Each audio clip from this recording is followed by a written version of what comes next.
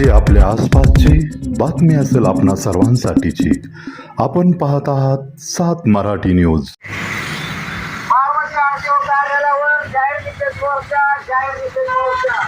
केंद्र व राज्य शासनाने ऑटो रिक्षा पासिंग विलंब शुल्क प्रतिदिन 50 रुपये आकारण्याचा जो निर्णय घेतलेला आहे तो निर्णय त्वरित मागे घ्यावा या मागणीसाठी आज ऑटो रिक्षा चालक मालक संघटना कृती समितीचा RTO कार्यालयावर जाहीर मोर्चा.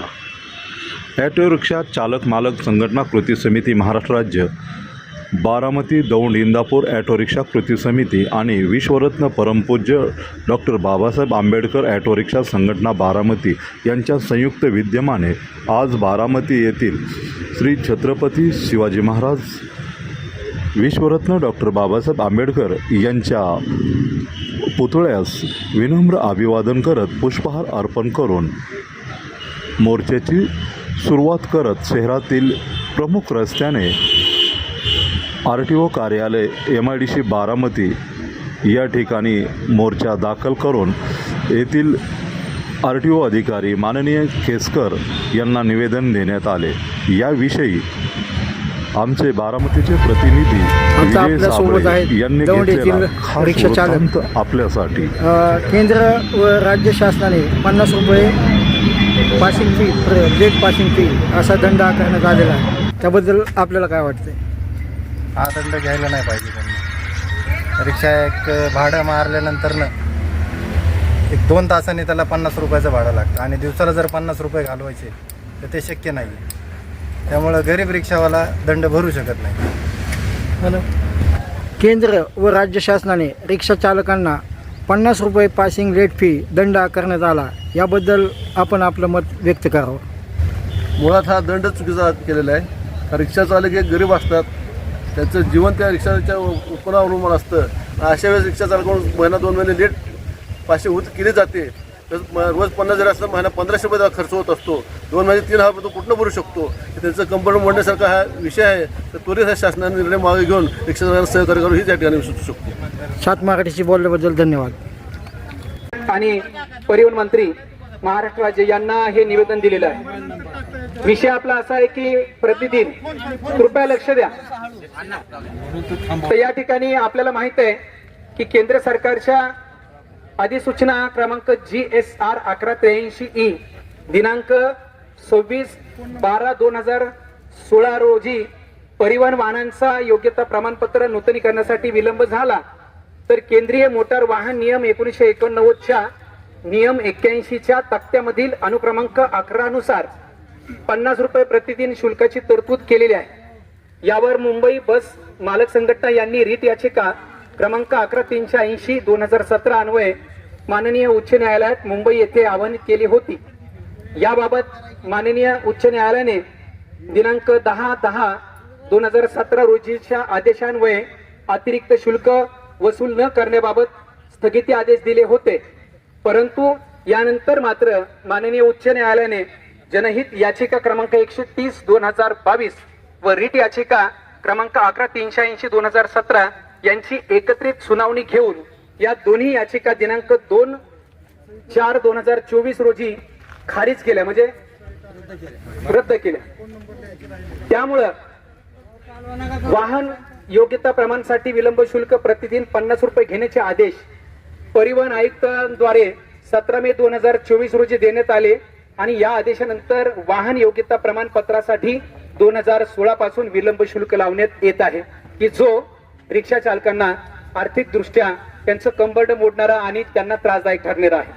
त्यामुळे तो कायदा रद्द झाला पाहिजे. यासाठी मुंबईमध्ये दिनांक 15 जूनला एक बैठक झाली होती आणि त्याच बैठकीचं आयोजन करण्यात आलं होतं. माननीय शशांकराव आणि माननीय विलास भालेकर साहेबांनी झूम मीटिंग घेतली होती. आपले अध्यक्ष बारामती दौंड इंदापूर रिक्षा कृती समितीचे माननीय प्रशांत नाना सातव यांच्या अध्यक्षतेखाली आपण एकत्रित त्या ठिकाणी झालो होतो त्या झूम मीटिंगला.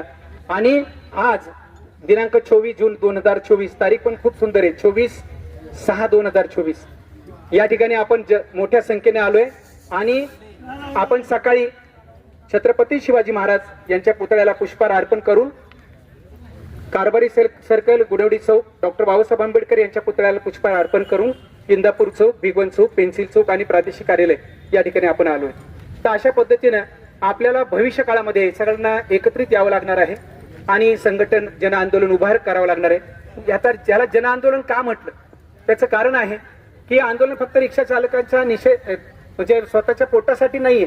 रिक्षा चालक सकाळपासून संध्याकाळपर्यंत अहोरात्र सेवा देतोय, विद्यार्थी वाहतूक करतोय, सर्व कर्मचारी असतील शासकीय निमशासकीय राजकीय पुढारी सगळ्यांना तो सेवा देतोय नाममात्र दरामध्ये. आणि म्हणून जनांचा आधार घेऊन सर्वसामान्यांपर्यंत हा रिक्षा संघटनेचा आक्रोश पोहोचला पाहिजे. निषेध सरकारच्या माध्यमातून आपण जनहिताच्या माध्यमातून केलेला आहे आणि तोही सनदशीर मार्गाने. म्हणून जन आंदोलन हे व्हावं आणि अशाच पद्धतीने रिक्षा संघटना बळकट व्हावी. जाता जाता तुम्हाला एवढं सांगेन की बारामती दौंड इंदापूर रिक्षा कृती समितीच्या वतीनं भविष्य काळामध्ये 3 तालुके बांधले जाणार आहेत. विशेषतः आज जे आलेत त्यांची आम्ही नावं घेतलेली आहेत. त्यांनी स्वतःचं नाव मोबाईल नंबर तिथं द्यायचा आहे. भविष्य काळामध्ये त्यांचा प्रथम बारामती दौंड इंदापूर रिक्षा कृती समिती त्यांचा अडचणी लक्षात घेणार आहे आणि तिथून पुढे जी काही पुढची ठरेल रणनीती ती रणनीती तुमच्या समोर येईल.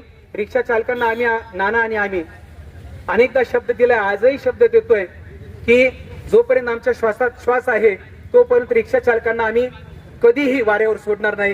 या अधिवेशन आज या ठिकाणी आपल्या न्याय हक्कासाठी आपल्यावर होत असलेल्या 50 रुपये रोजच्या दंडाच्या रद्द करण्यासाठी आज आपण या ठिकाणी आज सर्व रिक्षा चालक मालक बंधू मोठ्या संख्येने उपस्थित आहात. मोरे सरांनी त्यांच्या मनोगतामध्ये सविस्तर सांगितलंच आहे की तो कशा प्रकारचा आपल्यावरती 2016 सालापासूनचा अन्याय चालू आहे. मी आजच्या या ठिकाणावरून सांगू इच्छितो की हा फक्त रिक्षा बांधवांच्यावरतीच आलेला प्रश्न नसून या सर्वच वेगवेगळ्या व्यवसाय करणारे जे मालवाहतूक असतील, विद्यार्थी वाहतूक करणारे असतील, 6 सीटर वाहतूक करणारे बांधव असतील, हा त्यांच्यावरती हा नियम लागू झालेला आहे. 50 रुपये प्रतिदिन हा अतिशय जाचक असा केंद्र सरकारनं कायदा आपल्या विरोधातला केलेला आहे. जसा आपण हिट अँड रनच्या कायद्या संदर्भात आपण एकत्र जमा झालो आणि तो कायदा रद्द करण्यासाठी आपण यशस्वी ठरलो. तशाच प्रकारचं संघटन हे 2016 साली होणं अपेक्षित होतं. परंतु आपल्याला राव साहेब असतील, भालेकर साहेब असतील आणि आपण मोरे सरांनी आपल्या रिक्षा बांधवांच्यावरती PhD करून एक आगळा वेगळा महाराष्ट्रामध्ये इतिहास रचलाय आणि त्याच्याच माध्यमातून आपण सगळे रिक्षा बांधवांचे प्रश्न सोडवण्याचा प्रयत्न करत आहोत. RTO दरबारी आपण सर्वजण नेहमीच आपण येतो आणि आपल्याला RTOचं नेहमीच सहकार्य आपल्याला मिळत असतं. ते त्यांच्या परीने सहकार्य करत असतात. पण कायदे करणारे जे काही जुलमी लोक केंद्र सरकार आणि राज्य शासनामध्ये जे बसून आहेत त्यांच्या विरोधात आपल्याला संघटित झाल्याशिवाय आपल्याला पर्याय नाहीये. येणाऱ्या काळामध्ये जे बांधव आज आपल्या बरोबर या ठिकाणी आले नाहीयेत याचा अर्थ आपण संघटनेचे पदाधिकारी म्हणून आपली काहीतरी जबाबदारी त्यांना संघटित करण्याची आहे. बरेच जणांना त्यांच्या व्यवसायामधून त्यांच्या वैयक्तिक अडचणीमधून आज या ठिकाणी येता नाही आलं तरी देखील आपण त्यांना बरोबर घेतल्याशिवाय एक मोठं जन आंदोलन उभं केल्याशिवाय आपल्याला ह्या 50 रुपये प्रतिदिन आपला हा जो काही फिटनेसच्या रिलेटेडचा जो काही कायदा झालेला आहे तो कायदा रद्द करण्यासाठी एकजुटीनं आपल्याला सर्वांना आल्याशिवाय पर्याय नाही. चॅनलवर नवीन असाल तर सबस्क्राईब करा, लाईक आणि लिंक शेअर करायला विसरू नका. घटना जी आपल्या आसपासची बातमी असेल आपणा सर्वांसाठीची. आपला चॅनल आपली बातमी 7 मराठी न्यूज.